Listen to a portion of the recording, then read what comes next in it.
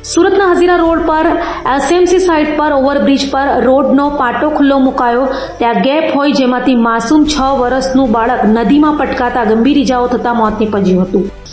સુરતના હજીરા રોડ પર ગંભીર અકસ્માત સર્જાયો હતો. એસએમસી સાઇટ પર ઓવરબ્રિજ પર રોડનો પાટો ખુલ્લો મૂકવામાં આવ્યો હતો. ઓવરબ્રિજ પર કોન્ટ્રાક્ટરની ગંભીર બેદરકારી સામે આવી હતી, જેમાં 6 વર્ષનું બાળક હજીરા ઓએનજીસી નજીક તાપી નદીમાં પડ્યું હતું. રોડની વચ્ચે રહેલા ખુલ્લા ગેપમાંથી બાળક નીચે પડતા તેને ગંભીર ઇજાઓ થતા હોસ્પિટલે ખસેડાયો હતો, જ્યાં બાળકને મૃત જાહેર કરાયો હતો. તો બીજી તરફ કોન્ટ્રાક્ટરે પોતાની ભૂલ છુપાવવા ગેપ તાત્કાલિક બંધ કર્યો હતો. હાલ તો સુરતમાં જાહેર બાંધકામોમાં સલામતીના નિયમોનો ભંગ થયો હોય, જેને લઈ લોકોમાં કોન્ટ્રાક્ટર સામે રોષ જોવા મળ્યો હતો.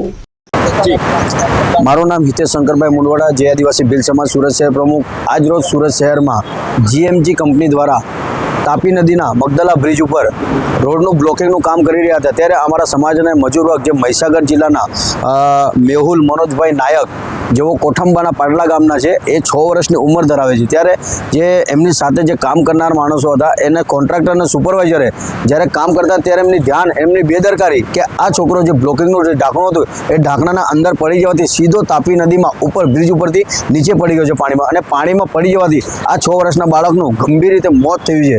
આજે સુરતમાં અનવી આવી ઘટનાઓ ઘટી છે, અને જે પણ કોઈ પણ બાંધકામ સાઈડ કે કંઈ પણ જગ્યાએ કોન્ટ્રાક્ટર સુપરવાઇઝર સેફટી વગર કામ કરાવે છે, અને વગર સેફટી જ્યારે બેદરકારીમાં આમનું મોત થાય છે, ત્યારે કાયદેસરની કાર્યવાહી સુરત શહેર પોલીસ કરે એવી અમારા સમાજની માંગ છે.